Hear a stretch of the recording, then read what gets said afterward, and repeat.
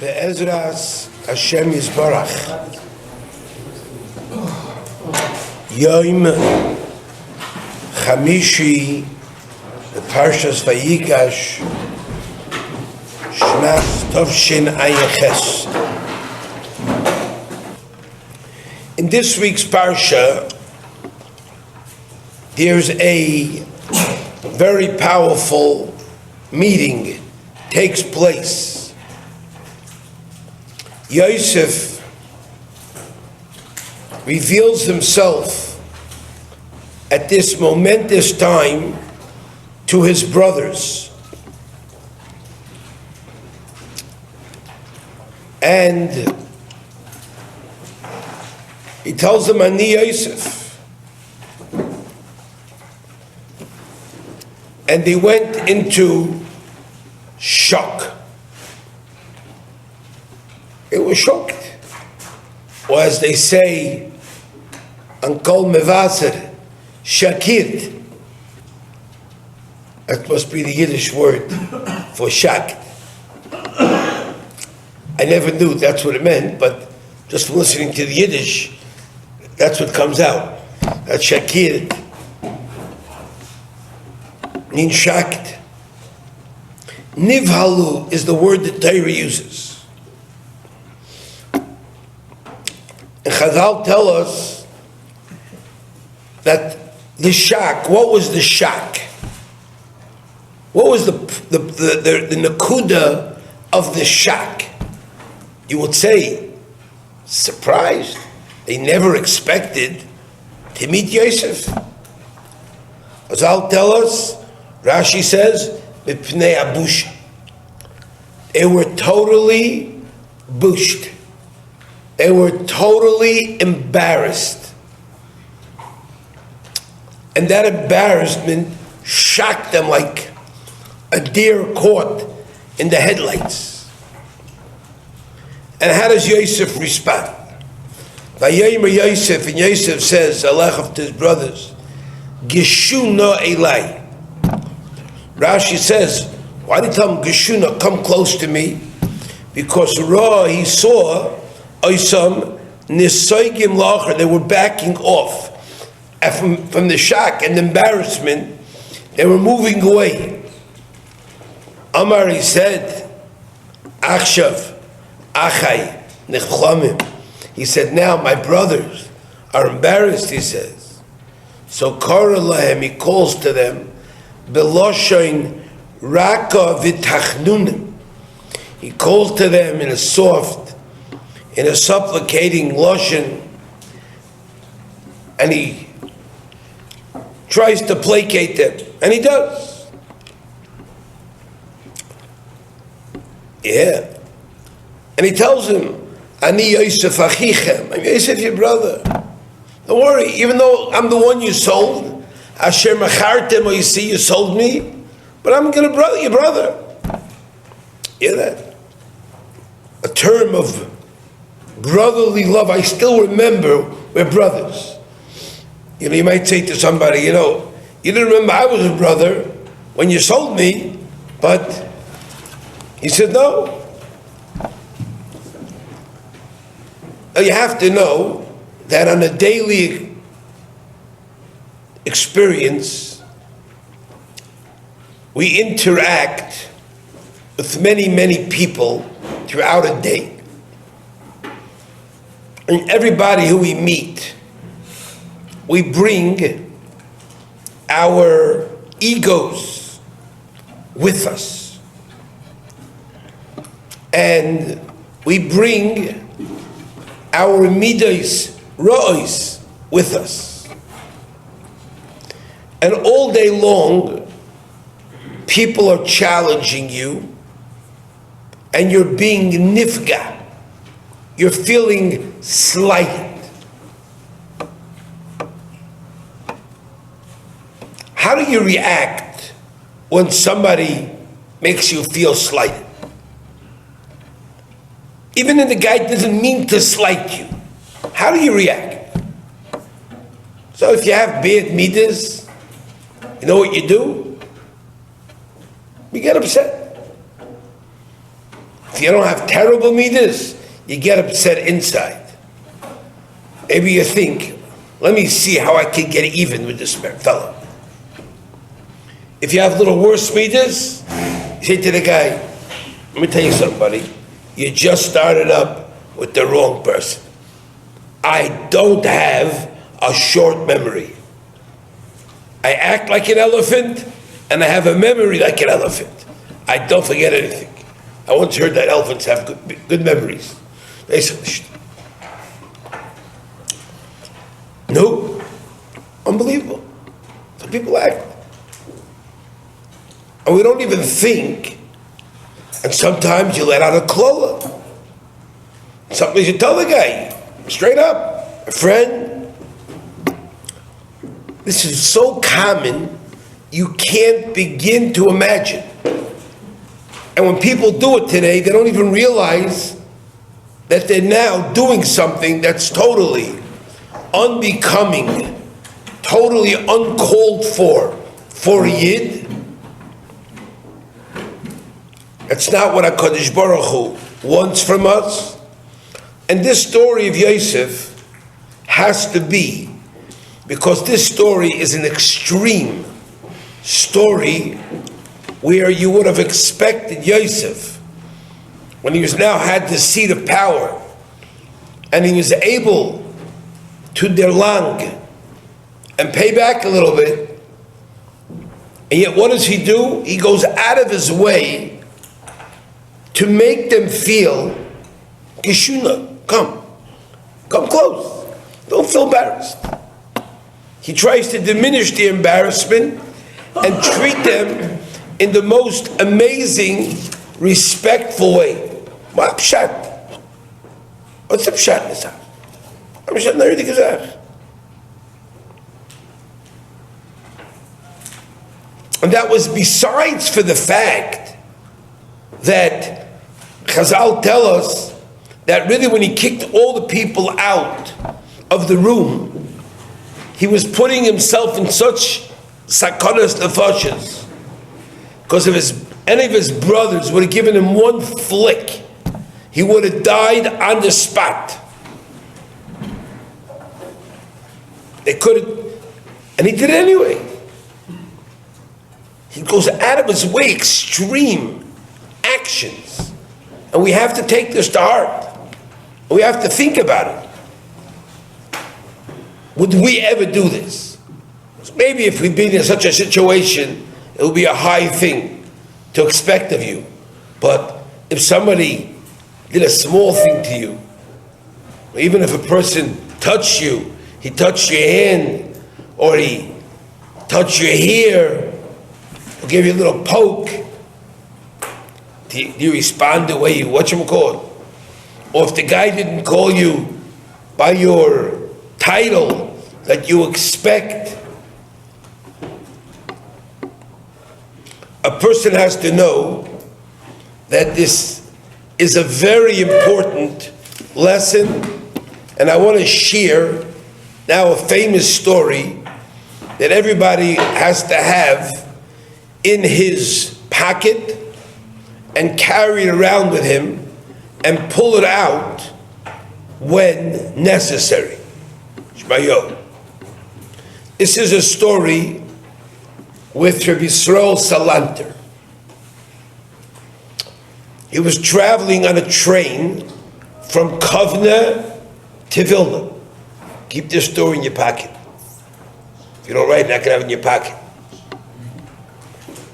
Now, when he traveled, R Yisrael, even though he was an Adam Gadol Sheba Anokim, he traveled alone. And he was traveling on his train alone, dressed pashut. He didn't present himself as a Rav, and he used to smoke. Don't use this when your mother asks you why you're smoking. Don't say, I'm going in the footsteps of R Yisrael Salant. Don't say that. First, after you emulate R Yisrael Salant and other things, but At that point, they had no idea that smoking was unhealthy.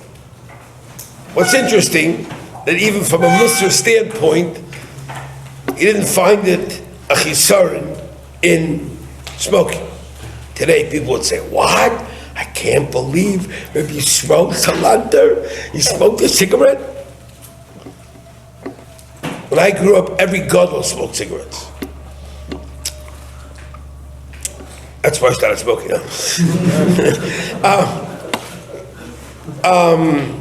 So I remember that when they got rid of those pictures, first they had pictures, every one of them with cigarettes, and they slowly took it out between the fingers, used to hang from the lips. They wiped out from the pictures and the lips.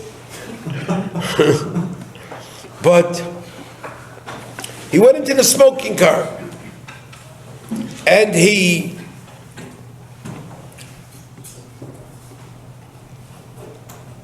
younger man came in also, and this younger man walked into this wagon, and he sits down not far from Yisroel. When Yisroel pulls out a cigarette, and he began to smoke, the younger man, let's go. And he says, I can't stand the smell of smoke.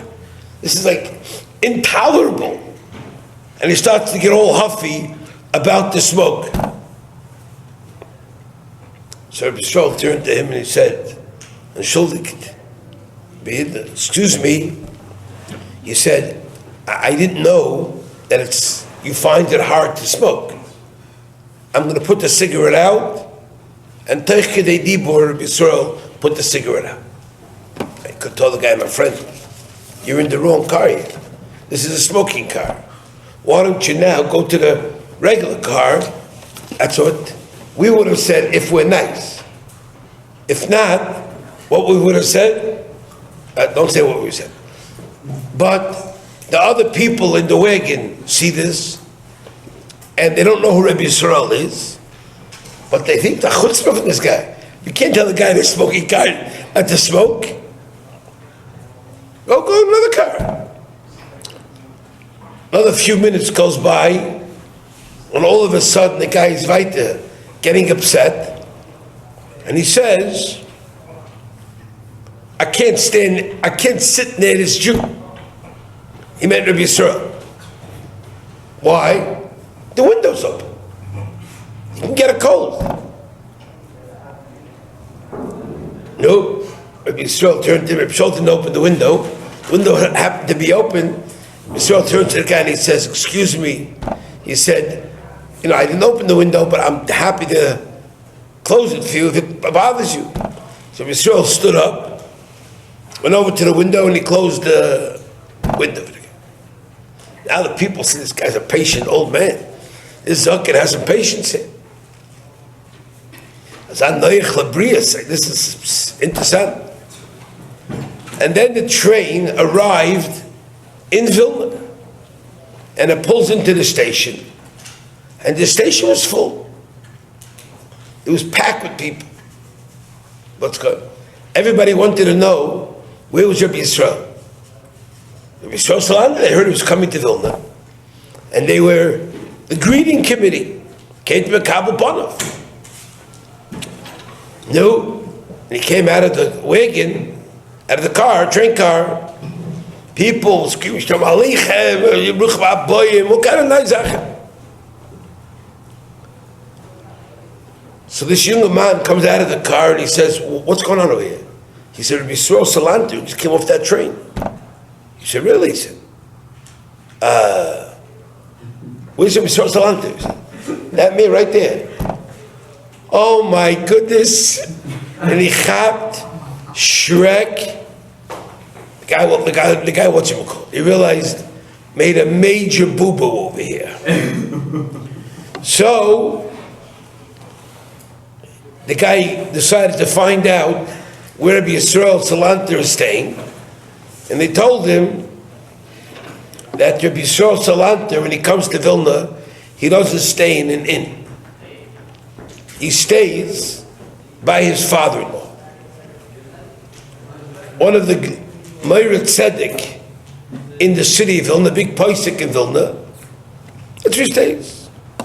The guy couldn't rest. The guy took himself a room somewhere. The guy couldn't come to himself. The next day, he decides he's going to go visit R Yisrael Salant. He comes to the house of the Shver, and he's led into the room of R Yisrael, and R Yisrael is makabel him, sever upon him yafis, and he's mevakish him to sit down, have a seat. Tells him, "How are you?" He says. And he says, "Did you really rest up from the trip? You rested up?" The guy was mamish, couldn't control himself anymore, and he burst out crying. And he said, "Rebbe, forgive me. I had no idea you were a Yisroel Salant. I didn't know." So Yisroel told him, "I chas v'sholem don't have anything in my heart against you." Can you imagine that? That's mamish marvel, right? He says, a person loses himself. It's already gets a hold of a guy, and he gets a guy worked up. No, that's what Chazal tell us. La'olam yargiz odam yetzer tov yetzer. But you have to make it a learning experience. The person has to know, and if Yisroel started speaking to him about Musar and about Midas and how you have to behave, and Yisroel told him very nice things. He was mechazik him. And the younger man heard what Yisroel said, and he zoked that from now on he's going to make changes to his behavior. Came to say goodbye to Rabbi Yisroel. Rabbi Yisroel said, "What did you come to Vilna for? What did you come here for?" So he said, he came here to get a Kabbalah. He wants to be a sheikhet. He wants to get a smicha to be a sheikhet in a boidik. And it's called the Kabbalah he wanted to get. No. So Yisroel said, "Oh, you need a Kabbalah? If so, I'll tell you something. I can help you. Come to my father-in-law. He's a Rav. He's a Paisik in Shtad. I'm going to ask him, he should give you a Kabbalah." Yisroel went with the guy warmly. Come. They went to the room of Rabbi Eliezer, and he started to ask him questions. In order to get a Kabbalah, ask you questions on your day to see if you know anything. Anyway, they realized that the guy knew garnished. The guy didn't know anything about SHLITA, Bedika. He couldn't answer one shaylik halach. Rabbi Yisroel sitting on the side listening to this test, and he's realizing, Shrek, this guy is in a bad place. So he started to calm him down, and he said, "You know what? You must still be tired from the trip, and you just didn't calm down. Your mind is not settled. Go to your achsanya, rest up a bit. After you feel rested, come back. And I'm hoping the next time you get the Kabbalah." The guy left the house. The guy was a Vayigash. A couple of days go by and he doesn't show up. So Rabbi Yisroel began to look for him. And he found him and he called him. He said, why didn't you come? Why didn't you show up? So the guy said, "I have to admit, what should I do?" I said, I see a kenisht. I said, "I don't know. How could I don't know." So what did Rabbi Yisroel said? Don't worry about himself. Said, "I have to stay in Vilna for a few weeks." He said, "Why don't you stay, go learn Hilchos SHLITA, and get familiar with what you have to know, and then you'll get a Kabbalah." And Rabbi Yisroel suggested a chashav, a sheikhet, a boidik in the Vilna, that he should go learn Hilchos SHLITA from. Loch l'mayis. And the guy Taka did that, and he became he got his Kabbalah, and a Sheikh the Vayigash he became. Before he left Vilna, he came to Rabbi Yisroel to say goodbye. So he said, I want to ask you a question. He said, why did you teireach for me so much for my teif? I mean, after all, I wasn't exactly a model citizen. I was a chutzpahnik, and I'm a oretz, dalamailas. So what is the shot? So he said, Rabbi Yisroel like this. Tell you the emes, he said, when you came to ask me forgiveness the first time, I said, Amaycha, you be mechila gemura. But I was chayshish. Maybe in my heart I still have a shtickle taina on you. Chazal tell us in Kedushin that Maisa is moitzi midei machshava. So I decided to be mishtadel to do a teiva for you, in order to take out for myself that feeling.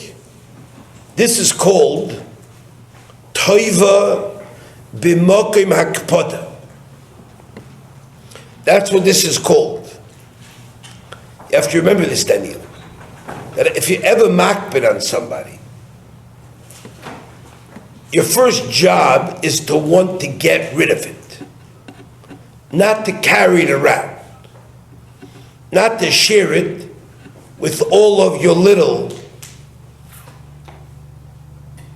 friends that have the same midas royas that you have. The tendency of people is, if somebody wrongs them, you know what they do, Shimon? What do? They get upset. Know what they do? They always like sympathy.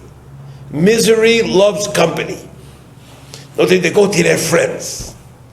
You hear what that guy did to me? You hear what he said? The guy is crazy. Guy, I'm a sugar. The guy's mom is crazy. Not stop it. Mom is crazy. Not just crazy. And Cain of a Cain, and people do. And they push it, go, and they like to get as many people as they can involved in their misery. And then what happens? Now they're convinced that they're 100% right. They walk around stolz. Mensch has to know that your first thought has to be, how do I unload this baggage? I can't tell you how many times in my life I've seen people who are aufgebräugest. They were all verbräugest. They were upset at somebody else. And I tell them, come, let me talk this over with you. I want to try to relieve you of this burden. What they tell me? Don't do me no favors. I said, do me a favor. Carrying this burden, carrying hatred against somebody is not a pleasant feeling. That's not going to help you sleep good at night. No, but I want to be upset. And people like that. I can't tell you how many tens and tens of shalom bayis have been included. Tell a guy, you want to unload your baggage against your wife? Or I tell the wife, you want to unload your baggage against the husband? I was talking to a couple recently whose wife seems to have caught her spouse doing something that could potentially put him in jail. And it was very serious offenses. And the fellow tried to make light of it and claim, no, we got misunderstanding. But the problem is, whoever was involved doesn't see it that way. And it's a very serious thing. So I spoke to the wife, and I was amazed. She said, I feel bad for my husband. I'm not out to get him. And I told her, I'm amazed and I'm very impressed at you. And it's coming across You're a very special person. We had so much going for each other. Everything was so well. Why would a person do such a thing? I said, don't know. The Yisroel makes people do very stupid things. But I was amazingly impressed how she went through, and even though she's getting advice from all kind of goyim, Yiddish goyim and Goyish goyim, who tell me he wrote a book at him, destroy the guy, chop him up, grind him down, put him in the ground, put him away. I was very impressed that she didn't do that. I feel bad, but that's an unusual response. And this woman is far from a wimp. Very tough, strong personality. Person has to realize that when you deal, I've seen people go not stam nuts. When they perceive somebody did something wrong to them, they will wish death upon them, death upon their children. There was once a guy who was ripped off for 20 grand. And they were Holocaust survivors. They weren't lacking for money. He had children who were so wealthy and so kind that 20 grand was to be a shmek tabik. And the guy was brought into court because he took money from not only this couple, but from other people too, goyim. They put him to court, and eventually they put him in prison for a few years. But at the day of the sentencing, this couple came. I was there, and they wanted to say a few words. The judge allows people before they sentence, people who, to be mekatrig. They allow people to be mekatrig and people to be sanegers, give defense. They wanted to say something. And I went over to them. It was a little break before. They went outside. I went outside. I said, don't badmouth him. The guy was like a bulldog. I said, guy's a father, guy's kids. He's going to get punished. Don't do anything silly. He only lost money. Woo! The guy goes into the courtroom, and the guy opens his big mouth, and he says, Your Honor, you should take this man and hang him in public square. You should take his wife and put him by a Tiferes. Take every one of his kids and kill each one of them. I mean, I'm sugar. What he did to me was worse than the Holocaust. And I was in the concentration camp. You sure were, my friend. You're retarded. You are totally retarded. You in a concentration camp. The guy taking 20 grand from you, when I'm telling the guy had a son who was kind of a giving son. What are you doing? I'm thinking, he's not a Yid. That's a guy. That's a schmutzige Balmides.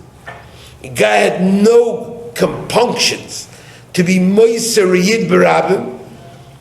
No one's chayav misa if you steal money.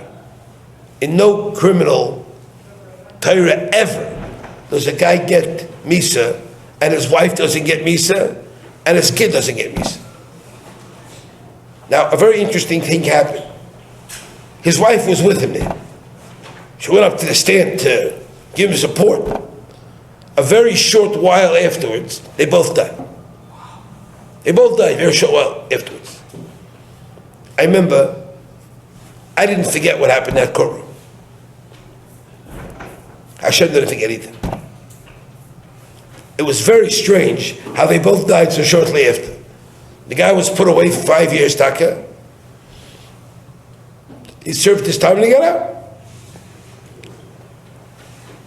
But there's a concept of knowing how to deal with somebody. Don't let your ego be so frail. Don't let yourself, somebody didn't treat you like you expected to. Say, maybe it's from Hashem. Think of Yosef. You know how many brothers don't talk to each other? You know how many sisters don't talk to each other? You know how many cousins don't talk to each other? They're angry, they're probably furious. For whatever reason. Sometimes it's over Yerusha. Sometimes you weren't machabed me by my simcha. Sometimes you didn't give me money, you gave me money, not enough money, whatever. Nonsense you get people out. But a mensch has to understand, you must overcome your midas. And you have to be a mensch. Now when Hashem's giving you this challenge, I want you to know it's a tremendous opportunity. Tremendous. Because if you withstand this challenge and you don't give in, you come to the Rebbeinu Shalom, you could be mevakesh from him anything you want. Somebody's pegaying you, and you keep your mouth quiet, and you say to Rebbeinu Hashem, let me be zoichet tarich Hashem. Let me be zoichet hatzlocha parnasa. Let me zoichet to hatzlocha of my kinderlach. They should back sois steigers be erlich. A person can get that. Help me marry off my children easily. A person has a tremendous opportunity. But if you don't take this opportunity and you fail the test, then all you have to do is be embarrassed, and you're going to end up with shame on your face, and you're going to be in the next world. They're going to show you a video, and they're going to show you how you acted and how you reacted. They're going to call everybody to come watch a video of a fool making a fool of himself, acting foolish. See, in the videos, they have clips. People don't like to watch videos of people acting normal and acting nice. They always try to see people acting foolish. They're going to show this guy making all kind of faces, getting all bent out of shape, running around, all these things. Oh, I'm not putting up with this. No one gets away with that with me. Oh, I won't take that. Oh, whatever the guy starts to sing, and he starts to snort. And if only I had a gun now, I don't know what I would do. And I heard people say such crazy stuff, it's like unbelievable.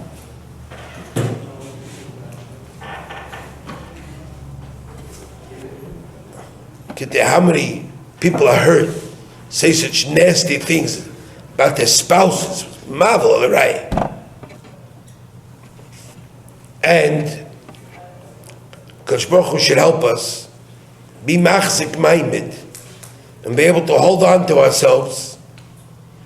Now, an eighth of how you work on this is very simple. The next time you go to the Beis HaKavod and you go to the room where it's only you and Hashem, think. Instead of playing with your silly phone, think about the following scenario. Think about how would you react to people giving you challenges. Somebody coming over to you and say the following: who do you think you are? Imagine you came out of the bathroom. As you're coming out, you're just getting yourself in order. All of a sudden a guy walks over and says, oh, you know what I think of you? You're an absolute jerk. I mean, you're an absolute. Just think how all of a sudden your blood would start to bubble quickly. And how quickly, quicker than any samovar, and the guy says, I want to have something else for you. You're an ugly jerk. Another thing I want to tell you about. And you want to know something? You think you're hot stuff? You're cold garbage. How would you respond? Try to put yourself, David, in this situation. But don't. You know why, David?